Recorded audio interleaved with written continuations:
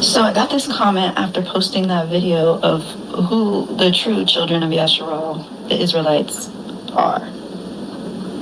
And so I could answer this my way, but I'm just going to let you see what scripture has to say.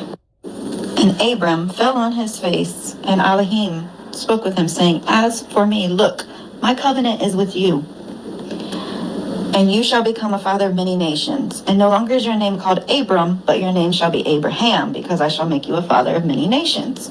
And I shall make you bear fruit exceedingly, and make nations of you, and sovereigns shall come from you, and I shall establish my covenant between me and you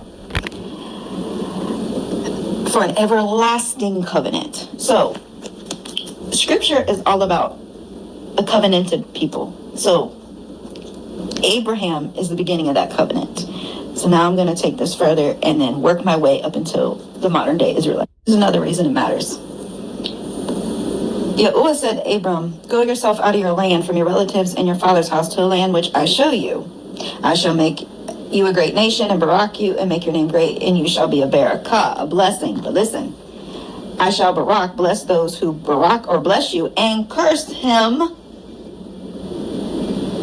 who curses you. So how can you barak the true children of Yahuwah if you don't know who they are?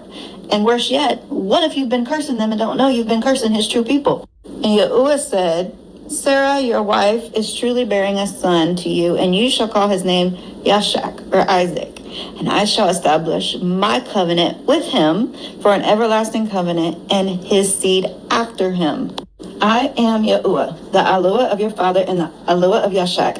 The land on which you are lying," this is Yahuwah speaking to Jacob or Jacob, "I give it to you and your your seed shall be as the dust of the earth, and you shall break forth to the west and to the east, to the north, to the south, and all the clans of the earth shall be Baruch in you and in your seed. And see, I am with you and shall guard you wherever you go, and shall bring you back to this land."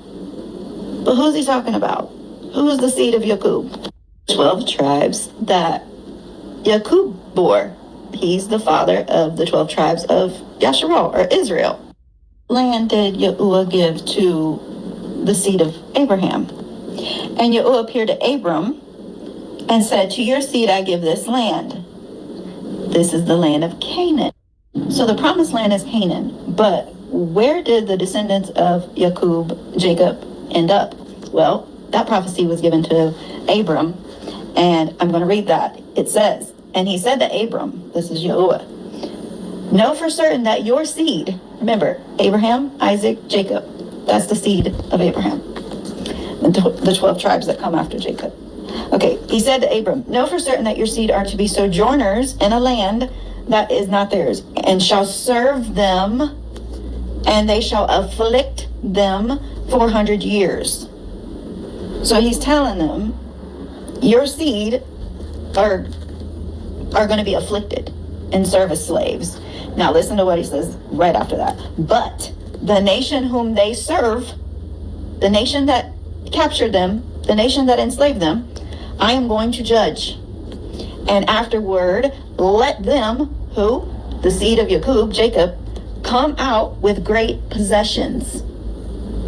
So you can see here in just a little bit that I've read you about, does it really matter? If you don't know who the covenanted people are of this book, then you're not going to know what it's about, because this is a book about a Hebrew nation written to Hebrew people, by Hebrew people, for Hebrew people.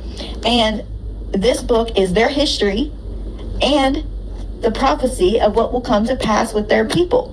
Now, I told you, if you bless these people, you're going to be blessed. But if you curse these people, you're going to be cursed. And we already see the nation that afflicted them has wrath coming on it. So I don't know how else to make that more clear to you. It absolutely matters who the true chosen people are of the Most High. Let me share something else with you. Did you know even the Messiah Yahushua himself spoke of that prophecy that I just read to you that Yahuwah told Abraham?